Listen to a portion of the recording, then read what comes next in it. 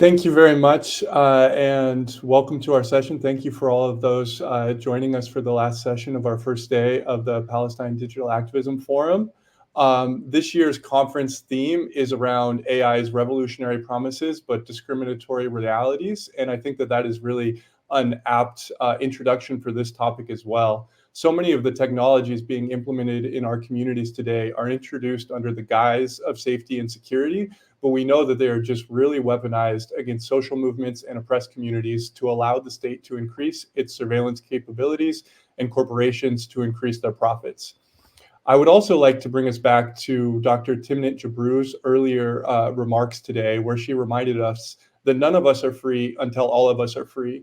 And so many of the technologies that we'll be talking about during this session have their roots in the development of Palestine and are then exported to the United States and all around the world, clearly reminding us of the interconnected relationship between oppressed communities globally. So with that in mind, it's really my true pleasure to be in conversation today with Granite Kim, Tawana Petty, and Dr. Lily Irani. And I'm just so excited to hear what you all have to say about this important topic. And I would love to start the conversation off by allowing the three of you to just kind of ground us in some of the work that you have done around these issues historically, so that we can kind of understand what some of the most pressing issues have been in the recent past. And Granite, I will start with you. Hi, thanks so much.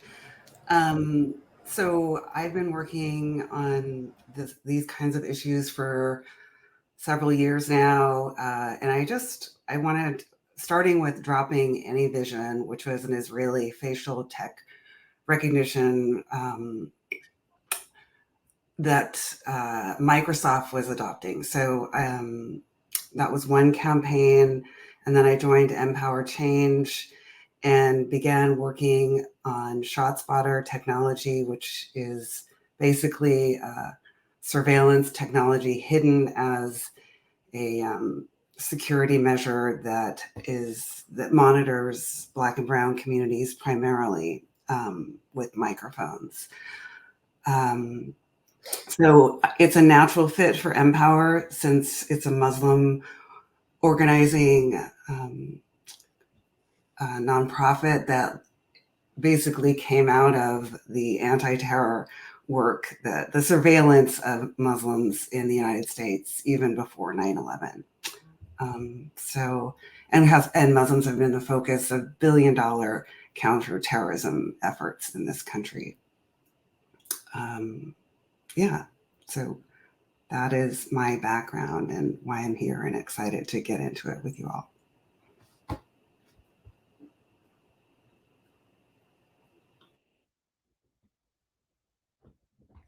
Oh.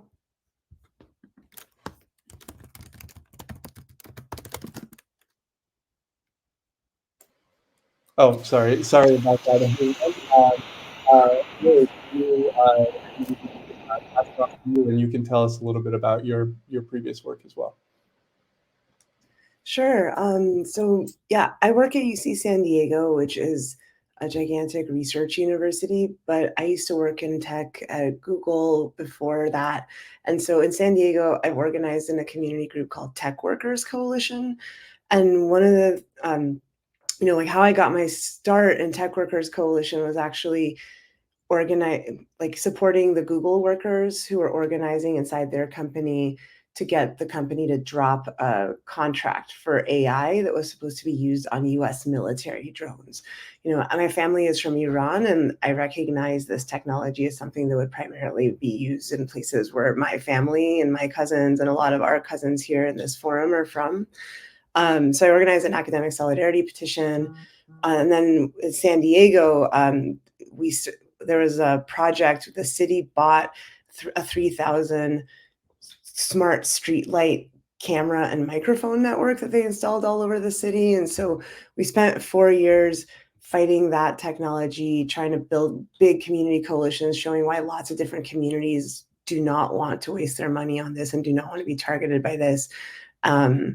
So yeah, that was an example of these kinds of tracking and surveillance technologies just coming right into our own neighborhoods.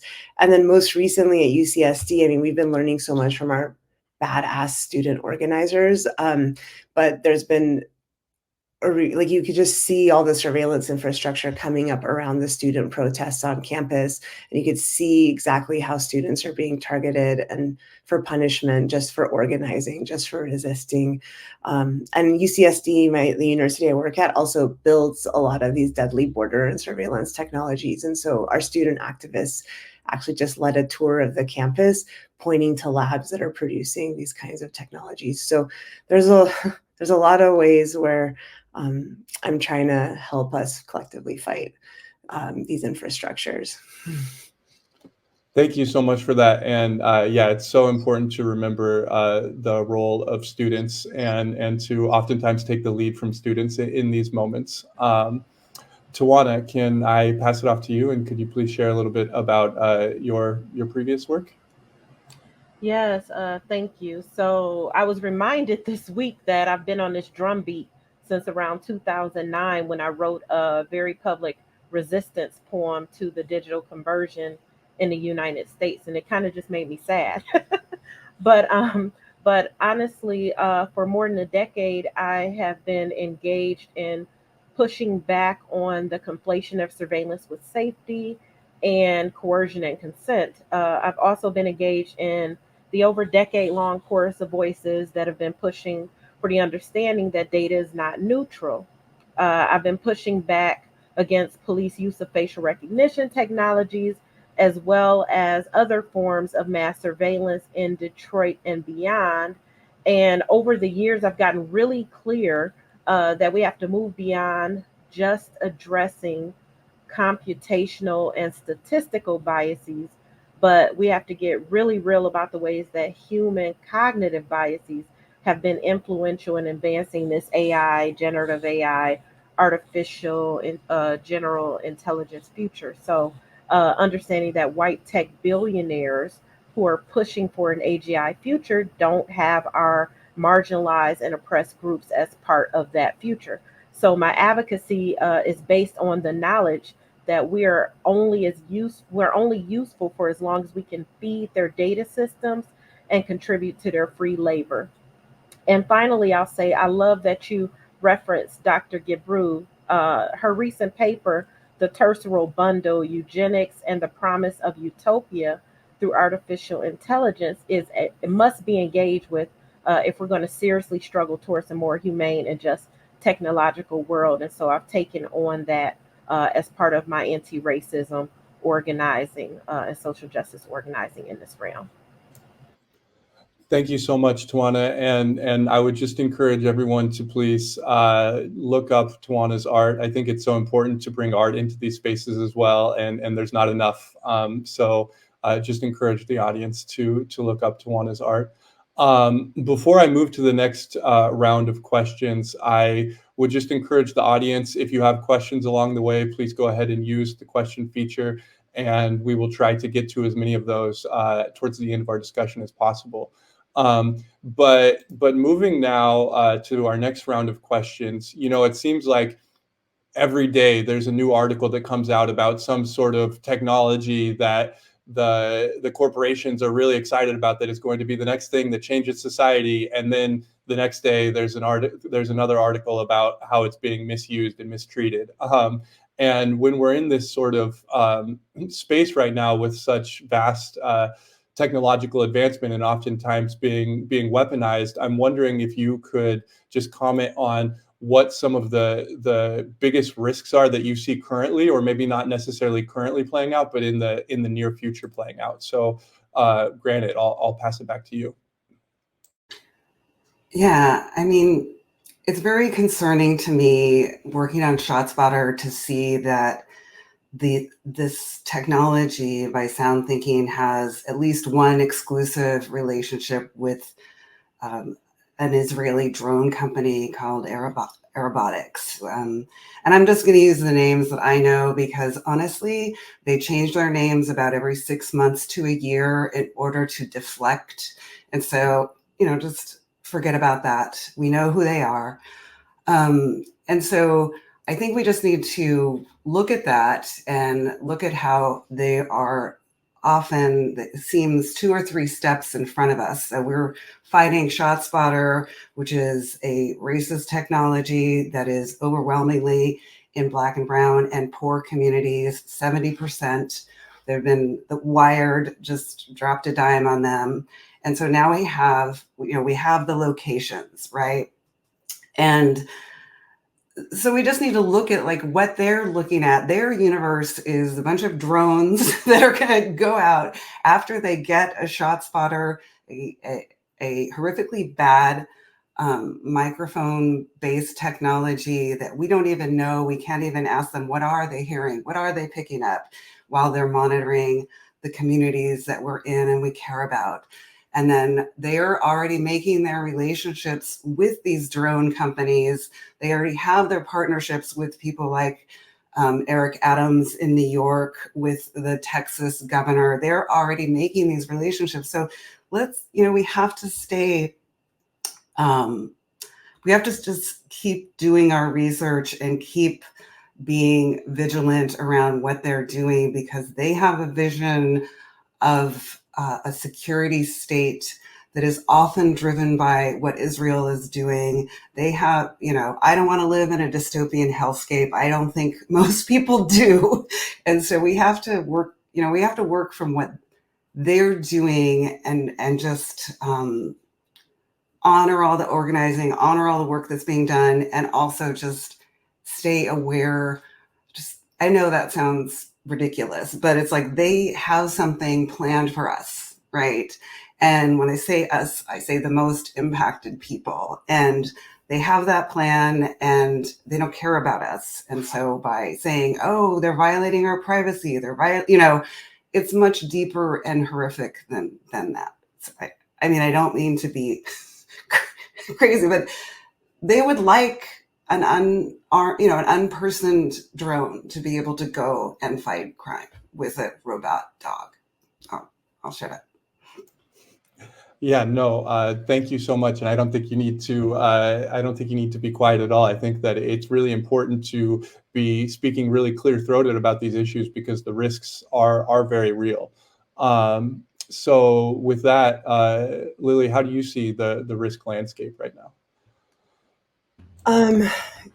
Well, it can be hard to kind of keep up with all the ways that people talk about AI and technological change. And frankly, I actually, it's like, I don't know what the new AI models are. It's like, I studied computer science. Like, I know enough basics, but like my co-organizer, Khalid Alexander, who founded Pillars of the Community here in Southeast San Diego, he said something: history is the best way to tell the future. So in our community coalition, people are looking at these new technologies like smart streetlights or drones or robot dogs, and they're asking, what has our Muslim community's experience with the FBI already been? They've been infiltrating our mosques. They've been trying to get our doctors and our school counselors to spy on us and report us for being radicalized.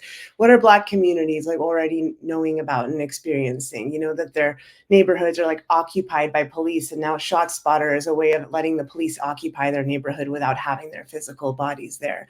Or as Orsamni Burton's book, Tip of the Spear, talks about, like, prisons and policing is not just a way of dealing with people who don't have work, as Ruth Gilmore has really powerfully argued, but it's also been a way of identifying and isolating like the lead kind of activists and movements. And when I look at UCSD, that is exactly what's happening. Like, the student encampments, staff and police were there every day, taking pictures of them, sending suspension notices that it evaded any kind of due process, told them they couldn't go to a class, told them they're probably going to get kicked out of housing.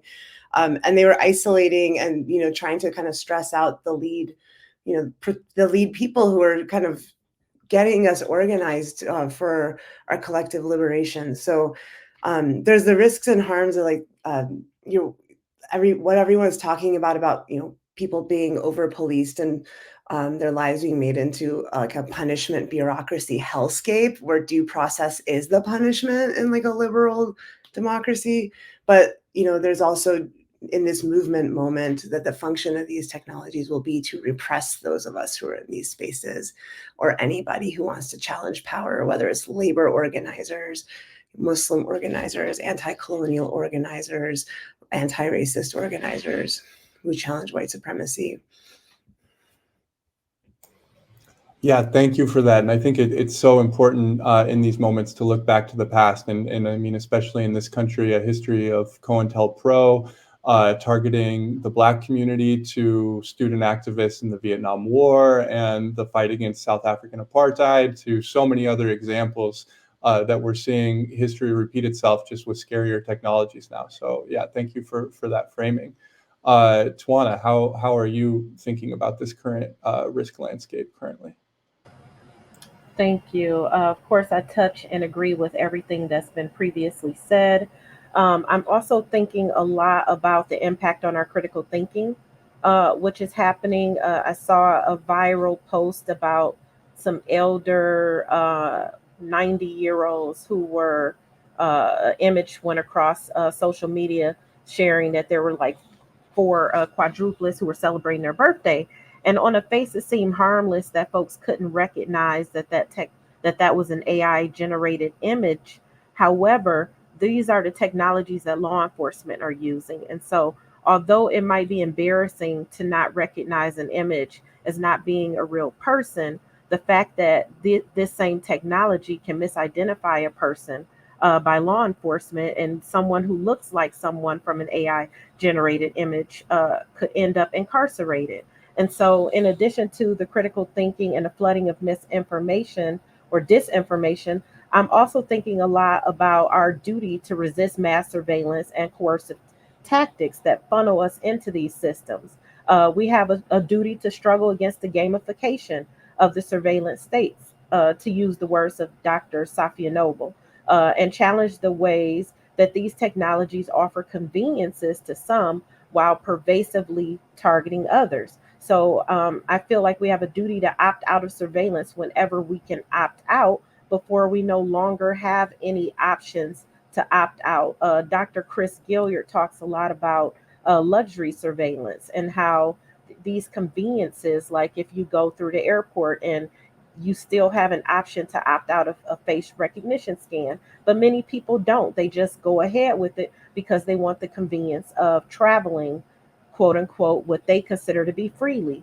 But the more we normalize these technologies and don't resist their pursuit of omnipotence, the more we end up in a panopticon where we're all surrounded by surveillance technologies and have no further rights to privacy. Yeah, thank you so much. I think that's such an important point, that really our freedoms and our livelihoods are eroding around us due to these technologies, and it doesn't have to be that way. And I think that's a really great segue into what I want to talk about next. But before I move us into our next round of questions, I just want to remind the audience, if you do have any questions, please feel free to put them in the Q&A function, and we'll try and get to as many of those questions as possible. But yeah, moving to our next question, I would love to hear from you all what you think the role not only of civil society, but of academia, of social movements, and of individuals is right now to try to push back against this erosion of our right to privacy, and to this encroaching on our freedoms. So with that in mind, and thinking kind of through what you hope for the future, what you hope from civil society, social movements, academia, and individuals kind of writ large. Granite, can we start off with you? Yeah, I wanted to connect with this concept of right to privacy, and because for me, it's a little bit more than right to the right to privacy. I think we need to push back, but I think we need to look at like what happens when tech that has been trained on white faces has been,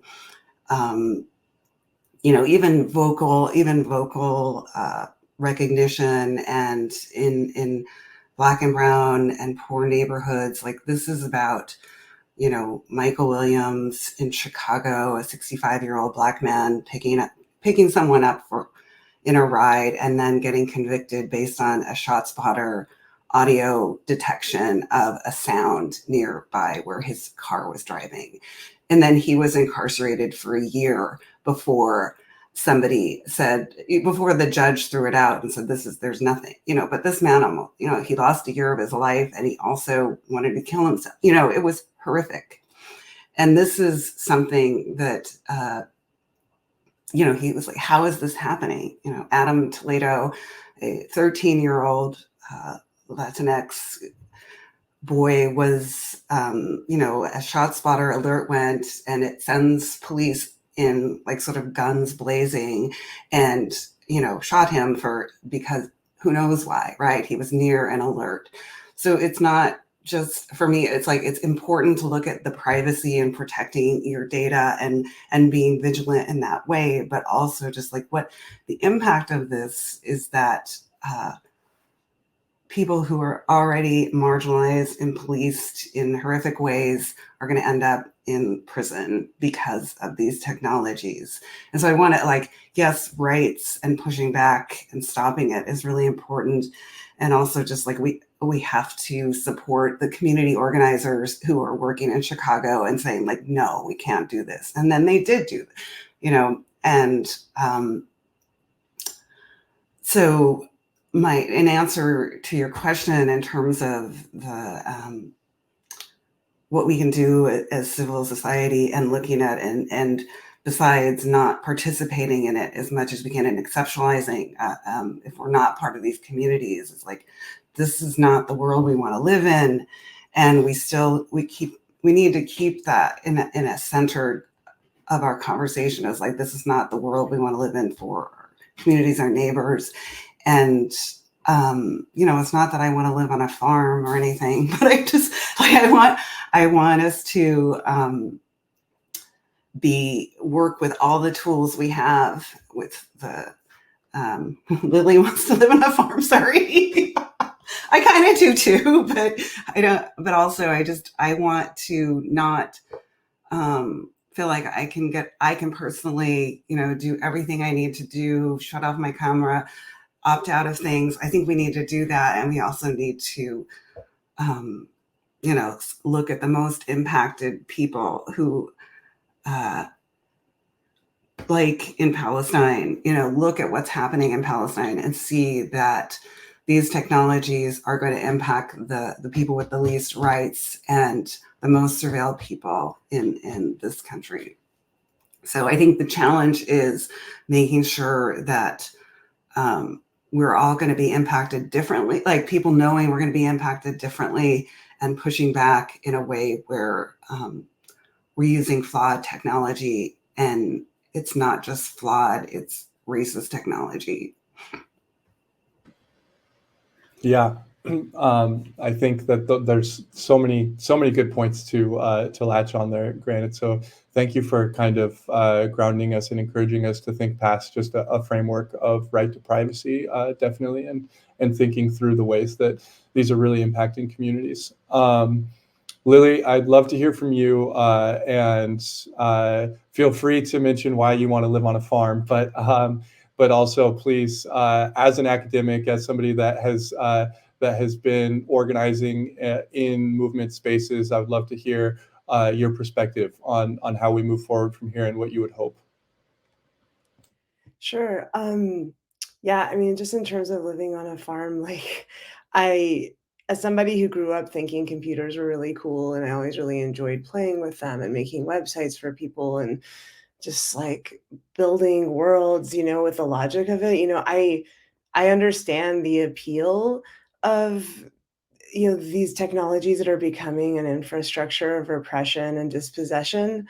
But also, yeah, I think it's not so much the living on the farm, but it's more recognize. I've been thinking I've been learning more of my history of Black liberation movements in the 60s and civil rights movements. And I guess they had not only people who were protesting and organizing boycotts, but also I think they had a network of food producers and healers. And if our movements are going to be sustained in the long term, we need to have all the things that we need to live in a somewhat autonomous way. And people who touch plants and raise children know a lot that is actively kind of shut out of a lot of STEM and computing education. So that's some of what's involved in wanting to farm for me. It's not necessarily living on a farm, but producing food for my community and like knowing how to cultivate life.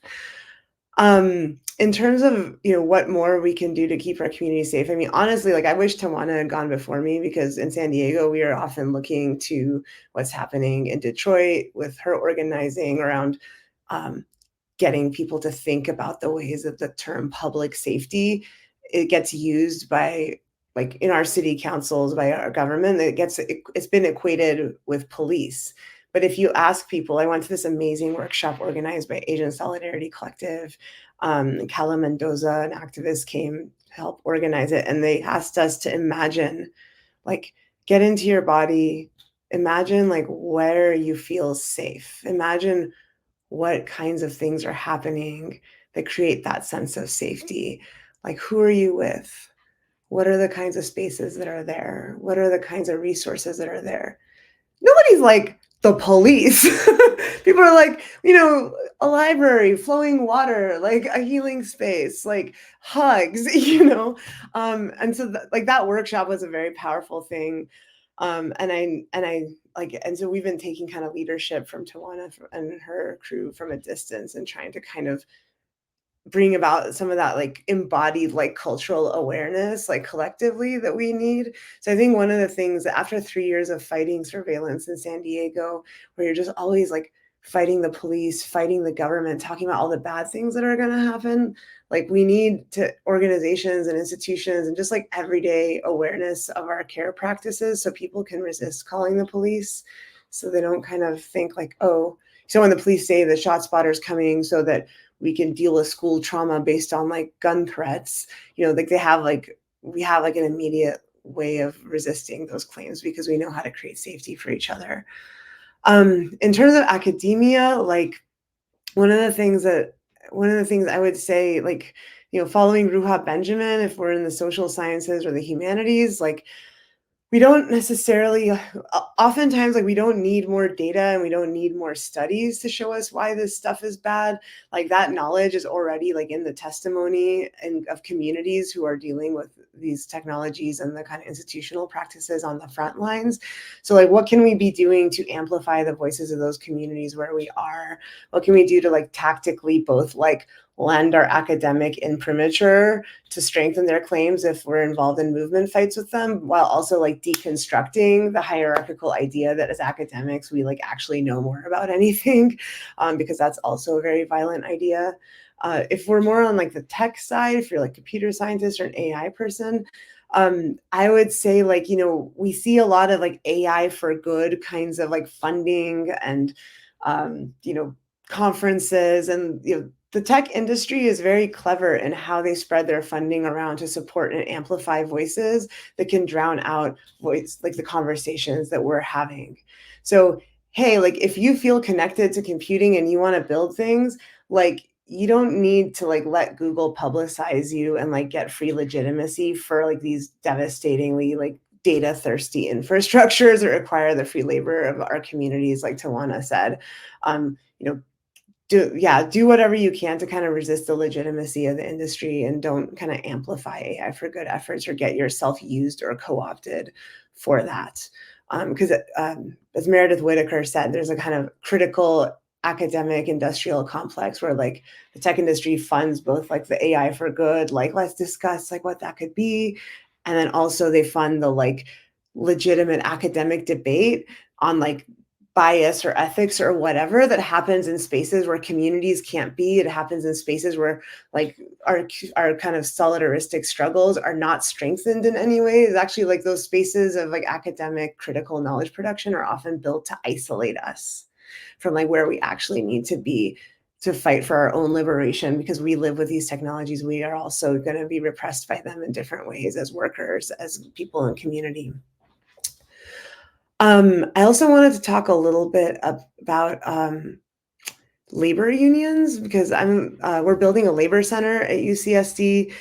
As a tech worker, I was never part of a union until I went to grad school and became part of UAW 2865, now UAW 4811, on strike across the University of California.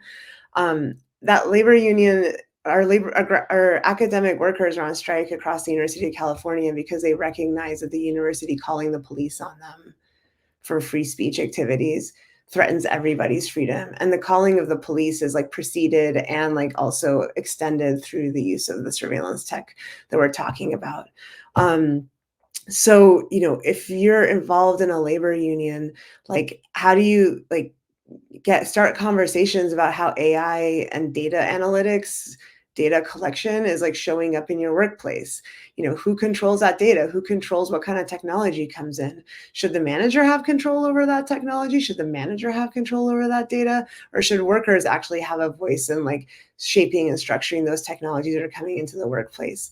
Even though that seems kind of distant from the conversation right now, it's like an immediate way to start a conversation about who controls technology in a way that like hopefully people like understand that like their managers aren't the ones who know how to do the job that they're doing best. And then if you're in labor, like connect the questions of tech in the workplace to tech in the neighborhood. We know like the targeting of immigrants is a way of controlling workers by making some workers afraid to like claim their rights or speak up about bad stuff that's going on. We know we know that like workers are full people in community, and their community members might be targeted by these technologies if their communities are occupied by police. So like I feel like we need to like the coalition spaces that I'm in. I feel like we need like labor and like its kind of depth of organizing in order to like keep making us stronger in these fights. And kind of going back to the community and civil society piece. If you're in an organized group in your community, like, are there other groups where you could build coalitions to target like specific surveillance tech or practices that are happening in your community? Also, like, organize teach-ins about surveillance and about technology. Even if you don't feel like you're the expert on tech, like it's fine. Like, take a video like 18 Million Rising's like digital security for activists video. It's like 45 minutes. Get a room or a house or something, watch it together, and then just talk about what you learn. Go find like a local like weirdo computer scientist that kind of gets it, and like they can come and like answer any questions that come up. But also some of the questions are going to be in your community. For us, like the teach-ins have been like one way of building the surveillance conversation across different activist groups that maybe are focused on different issues and extending coalition. For those of us who are in Muslim or Middle Eastern communities, there's a lot of tech workers and engineers among us, but they're not necessarily used to thinking about how the work that they're doing in their industry is connected to the oppression and repression of our communities through Islamophobia and this kind of activist repression. So help them understand, like get the get the truth about like what's going on in their companies, like get them involved in these tech teach-ins and your community organizing. And then also for my Middle Eastern brothers, sisters, and siblings, like I would say, at least for those of us, I think like I would say like in the US and in Europe, recognizing and fighting anti-Blackness in our communities, because like a lot of people come from the Middle East. There's like, a history of colonialism where we like there's like a kind of sense of like, oh, I don't know, we've been made bad to feel like brown people, like Arabs, like Iranians, whatever. But we don't always investigate how that lets us get played and co-opted for white supremacy where we're living. And so, there's a lot of anti-Blackness, at least in the United States where I live, like in the media, and who gets portrayed as responsible for crime, for like what is the backstory that leads to the thing that gets put on TV as crime. And that's getting weaponized to also get our communities to buy into surveillance, and to also weaponize to get us to be forces of oppression on, Black communities in the United States. So we have to fight that head on where we see it, and learn through being in struggle together. Thank you. I also am a former UAW 2865 member when I was a grad student as well, and I think it's so important to point to labor's role in all of this. But so many great nuggets of wisdom there, and how great that the person who you take the lead from can follow you in answering this question. So, Tawana, I'd love to hear from you on what your take is on how all of our different communities can come together to push back against these problematic trends that we see. Ooh, that's hard to follow, and thank you so much. I will say, first I'll start off saying that when I traveled to Gaza in 2015, and I asked the organizers on the ground, what can I do to support the Palestinian cause?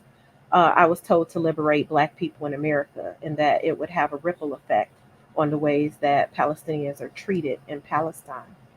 And so that was what I was told on the ground in Palestine.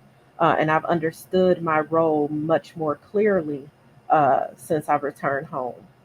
But I will specifically say that, I want to say, as someone who now runs a nonprofit, first I want to say that I think we have to ensure that we don't allow the ways that civil society, I'm using quotes, is being defined more recently to include mostly well-funded nonprofits, which can oftentimes exclude our neighbors and grassroots organizers who are on the front lines of experiencing these technologies without the resources.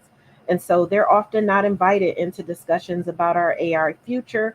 So we have to make sure that our neighbors are included, and that the ways that grant speak sometimes determines the way we define ourselves doesn't create another form of marginalization. That being said, I want to use I statements in this final uh, question. And so specifically, in addition to pushing back against police use of facial recognition technology, and organizing around other surveillance technologies, and creating art and exhibitions to contribute to critical thinking and highlight lived experiences under mass surveillance, I've also advocated for legislation and bans, hosted town hall meetings, press conferences, participated in many, many forms of visionary resistance. And in some other ways, I've contributed to this work by co-authoring a digital defense playbook with our data bodies, a consentful tech curriculum with Una Lee of the Consentful Tech Project, a deconflating surveillance with safety zine, which included various artists from across the globe and their lived experiences of living under surveillance, including a Palestinian poet. This zine was distributed at some of the campuses who have been organizing against the genocide in Palestine. And so deeply honored that that happened. And finally, I've contributed to the first edition and now the upcoming second edition of the Centering Racial Equity Throughout Data Integration Toolkit, and was recently humbled and honored to contribute an essay to the newly released book, Resisting Borders and Technologies of Violence, as well as co-founded a local magazine called Riverwise Magazine, where we issue special edition surveillance issues and distributed tens of thousands of copies. And so that theme was Detroiters want to be seen, not watched. And so the reason why I wanted to name all those things was because the resources are there. I've studied others. I've contributed my voice into creating materials. And I encourage anyone who has a voice, we all have a voice in this struggle, and they all need to be heard. And we should be putting them out into the world, whether it's organizing 5 or 6 people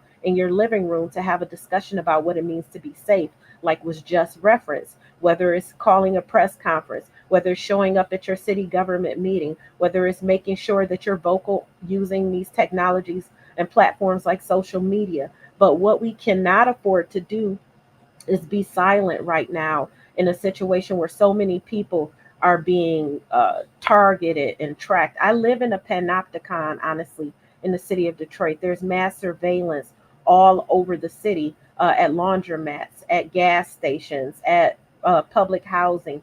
Israeli-funded company just laid a digital highway in front of a massive $950 million tech hub that's being built based off of Silicon Valley in Detroit. And so they're modeling all these ways to further oppress and marginalize our communities. And we have to be very vocal, despite the fear and pressure that come with being sometimes a standalone voice. And so I would say that it doesn't take a mighty voice to speak out, but it does take a voice. And so whether it's you or it's 10 of you, we have a duty to struggle for our collective humanity and for our safety not to be conflated with surveillance. Thank you so much for those powerful words and for the direct connection between the community you're living in and Israeli developed tech, and also for a great reference to the Resisting Borders book that Lily also has on her bookshelf there. I highly recommend that for folks. It was referenced a couple times today, and I think it's really a great piece. So now we'll move to questions from the audience. We've received quite a few, so thank you all. We will try to get through as many of these as possible. But this first question, I want to give all of you a chance to answer maybe in an abbreviated form so we can get to some of the other questions. But I think it's a really pressing question because of the experience of so many leaders in the solidarity movement right now. So I'll just read what one of our audience members has written. It says that we mentioned the tip of the spear and utilization of the incarceration to target and isolate movement leaders. Can you talk a little bit about how some of the technologies that are commonly used to do this and the ways that the new technologies are taking the tactics of COINTELPRO into this century to try to more aggressively repress movements? And then what can organizers and activists do to keep fighting but stay safe? So obviously a huge question, but I think it's really pressing right now in the face of the international solidarity movement for Palestine. So maybe we'll start with Granite and go around to do another round. Can someone else start? I'd like to think about this for a minute if someone else has a quick. Yeah, no problem at all. Lily, do you want to start us off? I definitely don't have the answer, but I can talk a little bit about things that were happening around the encampment at UCSD in terms of how people were trying to stay safe. In terms of the way that technologies are being used to kind of identify and target activists, that's a question where it's well, we see the technology, but it's we don't get to see inside of where these technologies are being used. So I don't really have an answer to that question. I just don't. I'm sure that they will be, because why wouldn't they be? With the encampment at UCSD and the community that formed around the encampment, doing daily teach-ins and art and chanting and all that kind of stuff. Some of the surveillance that was happening was non-technological. The student affairs staff was told that they had to go out and start taking pictures of people around the encampment with their iPads. And half of the staff said on day 2, hell no, we're not going to do that. Or there was counter protester groups that were live streaming and coming and taking pictures of people and then submitting those pictures to campus administration, using the campus administration as the police. Well, because the campus administration is literally the boss of our UC police department. So, everyday kind of social surveillance is actually a really big deal too. And I think that those examples kind of make it super illustrate in a super obvious way the way the police, it's not just about the police, it's about who the police are weaponized by and for what purposes, whether it's property owners or white supremacist people in their suburbs, or counter protesters who want to unleash the punishment bureaucracy on those they don't agree with to kind of slow them down or to inspire fear, to chill their speech. So some of the safety and security practices around the encampment were wearing masks, wearing sunglasses, so that if there's because there's all these video cameras around campus, and those video cameras, I've learned actually recently, all get streamed into a central supercomputing center where object anomaly detection software looks to and sends alerts when weird video is detected, which is basically ShotSpotter for video. But, by wearing face masks and by wearing sunglasses, people can make themselves a little bit harder to identify and track through those videos. People were actually not using their real names around the encampments. People had kind of these like chosen names so that, and didn't also tried not to keep lists of real names so that those lists, like real names can be overheard by people who are, infiltrating, or they can be picked up by the microphones around campus or ShotSpotters. If you're taking lists of names like on a Google form or something like that, police can go and like subpoena that the information from that Google form. Using like a search engine like DuckDuckGo, because if you're searching for like, how to put up an encampment or encampment safety rules or something like that. Now that encampments are apparently like putatively illegal, where I live, law enforcement can send Google a keyword search where they're like, show me everyone who is searching for this thing within this geography and their IP address and like whatever other information you have about them. So they don't even need, I'm not sure they need a warrant for that, but in any case, they don't need a warrant to like look at the video streams on our campus. Police can look at it whenever they want. So those are some security culture things. And we had this thing where we were doing a teach-in on computer security at the public library.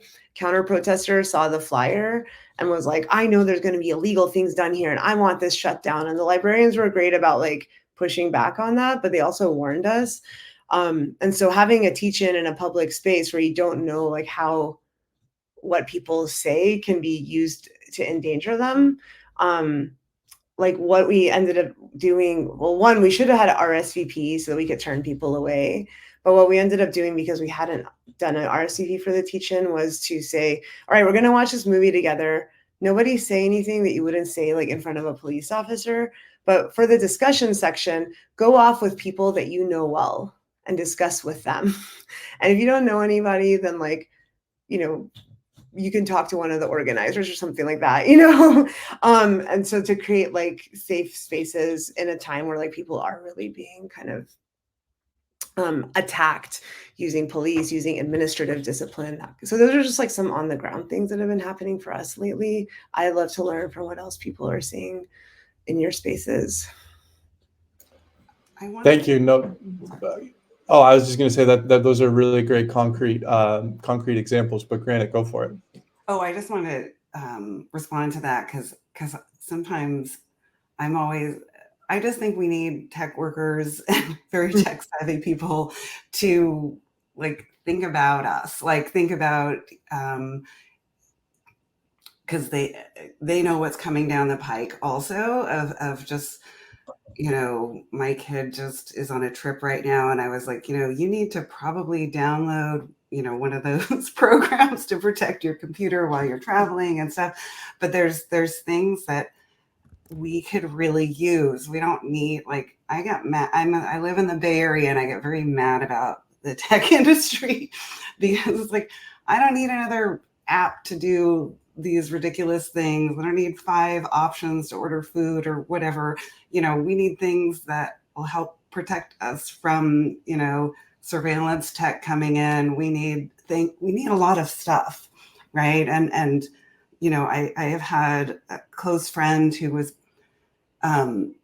concerned about Israeli NSO, on their phone, and so somebody very specialized came to her house and took her phone and did a whole thing with it. And it's like, we need more of those people. we need tech on our side, not just to defend against it. But anyway, I just wanted to, as someone who's in tech, to just say we need things to combat tech, but we need that expertise besides DuckDuckGo. But all these things, like we need smarter tech. And it used to be cool, this whole tech industry, and it's become, a villainous. It doesn't have to be that way. A villainous industry.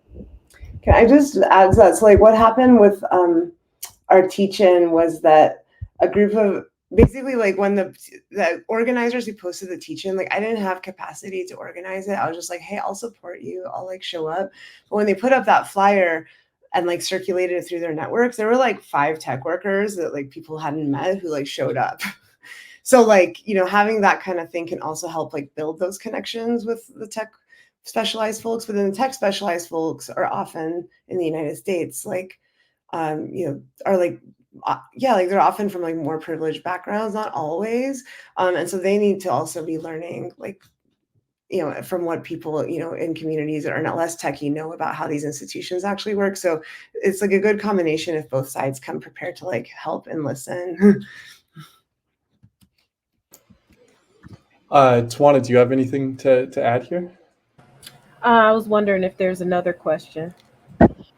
Yeah, there is another question, and we're coming up on time here, so I think that this may be the last question that we'll get to. But one of our participants was wondering if it would be possible to kind of more explicitly draw the connection between these technologies and, for example, the bombing campaign in Gaza, and how these technologies are interrelated, and within posing that question, also kind of ask something that I hear a lot of people asking, which is, you know, is AI inherently bad? You know, is it inevitable that this is going to be the use of AI technologies, or is it possible to create something better out of these? So I'm kind of melding these two questions together as we need to wrap up here quickly. But if you all want to go ahead and quickly give your closing thoughts with that question in mind, and maybe we'll go in reverse order of how we have been going, because Tawana, you weren't able to share thoughts on the last question, so maybe we'll start with you, Tawana.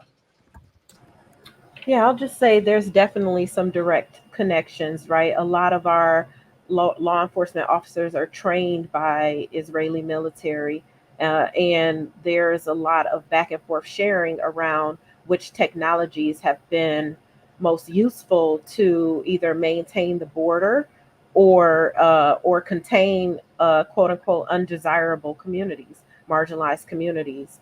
And so, you know, you see situations where like robot dogs are used at the borders, right? And then you see, and now increasingly at checkpoints, and now you see law enforcement agencies deploying robot dogs. There's one that we know of in Michigan, and we also know of robot dogs being used in Detroit.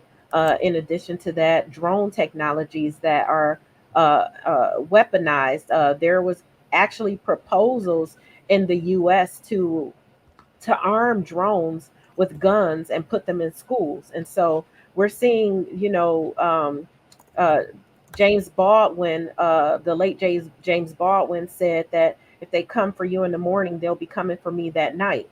And so that's the way we have to look at it. Where there is a marginalized community anywhere, or an oppressed community anywhere, those same harmful technologies will be leveraged and exploited if we don't resist them. And then finally, I will say, as far as AI for good, I have not moved into the field of trusting a technology that is in its experimentation phase, that was leveraged across society while proven harms were being invisibilized. And so I live in Detroit, where half of the misidentification cases using biometric surveillance, specifically facial recognition technology in the United States, come out of my city. And so it's going to take a lot of convincing for me to see that there is a greater, that I should lean more towards trusting this technology than the skepticism that I've chosen to deploy. Yeah, no, fair enough. Lily, let's pass it to you. I'm not sure how much I have to add there. Like, I agree with all of that. I think, you know, like here in the US border, like Elbit Technologies is a company that sells like security kind of optical systems. And that Elbit is an Israeli company so Anthony Lowenstein's book, The Palestine Laboratory, gives lots of examples of how Palestine gets used as a test bed for Israeli companies, but also other companies that are developing like optical scanning technologies, face recognition checkpoints, identification management systems. And then these technologies are getting exported for use for like monitoring refugees at borders, like the one that I live by on unceded Kumeyaay land, and like European like migration management, and he connects those technologies to an ethno-nationalist Netanyahuism ideology that he talks about, where you kind of build your you build your like political strength through creating like a need for an ethno-nationalist state that has this need to kind of surveil and monitor and keep out. So I would recommend that book for some of the concrete connections. In the computer science discipline that I studied in, there were like lots of folks who were like Israelis, and not all Israelis. There's a lot of Israelis who are incredibly critical of the occupation and of their country's practices, but there's a lot of folks who are like been in IDF and like did a lot of computing technology development there, and then go off and do startups or become computer science professors. And so like in computer science, it can be really hard to like have these conversations because people have, there's a lot of like emotions and investment people have in like building their careers out of building these kinds of AI technologies. That's a concrete leak that comes up for me. I'll leave it to Granite. Yeah, go ahead, Granite. I had something and then I left my brain, but obviously there's a very strong relationship with tech here and tech in Palestine. So much has been developed in Israel by that special unit.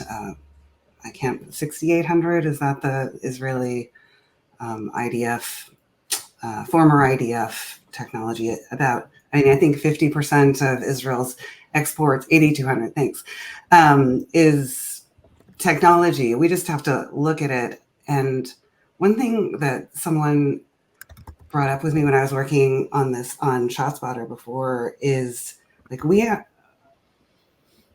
are we looking into tech as the answer for many things, right?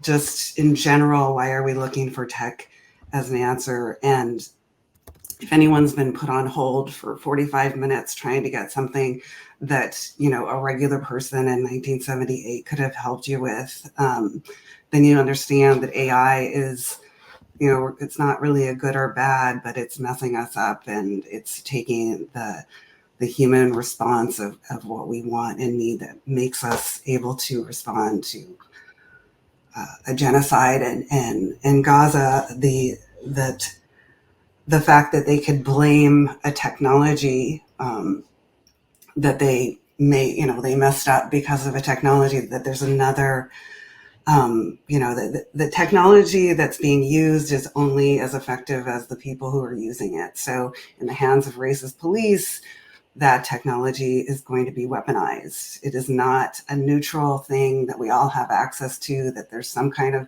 BS neutral playing field, right? It is definitely in the wrong hands, a weapon, and deadly. And it also puts an arm's distance and dehumanizes us further for people who are already seen not as fully human. So I'm very concerned about our futures, but I do think, and I do want to mention one thing that we're working on, which is and it's empowerchange.org/ gotta give a URL, investigate ShotSpotter, because one of the things that has happened is, because of the work of the people on this panel and others, like, we have been able to take this quote security technology and turn it on its head in a very short amount of time, where it is seen as surveillance technology, or it used to be seen as something else, like security technology. So we have to be vigilant. We have something, there is, because of this leak to Wired, there was an article that showed all of the places where ShotSpotter was in the United States. And it's like 70%. It's just like clearer than anything. Like, we all have to work together on this, but this 70% are in Black, brown, and poor neighborhoods. It's obvious, it's clear as day. So Markey and Elizabeth Warren, they are, they did an open letter to, the Homeland Security to say, we need to investigate ShotSpotter across the country for violating our civil rights.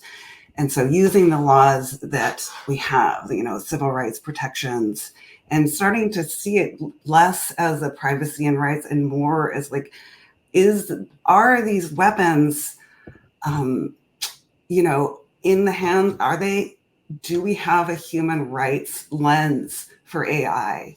And can they use it if it's violating our human rights worldwide? Like, can we start looking at it from a humanitarian, human rights, weaponizing, war crime? Like, is this technology a war crime?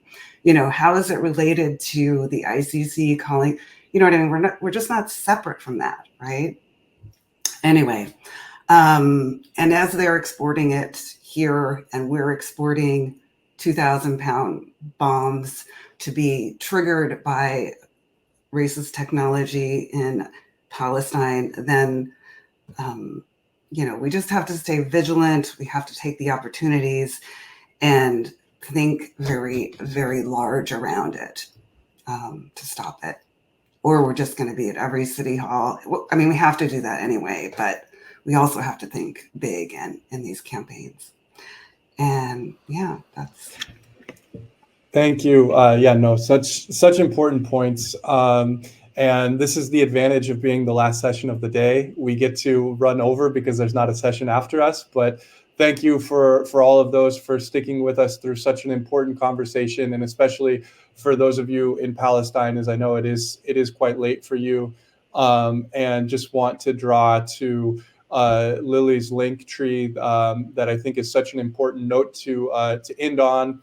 We Keep Us Safe, resources there for ensuring that you're an active part of keeping your community safe. So many important resources were shared on this panel. Thank you for all of the comments that you've made and for supporting us in this really important conversation. And thank you for all of you who have joined on day one of the Palestine Digital Activism Forum. And please come back and participate in our interactive workshops tomorrow during day two. So thank you very much.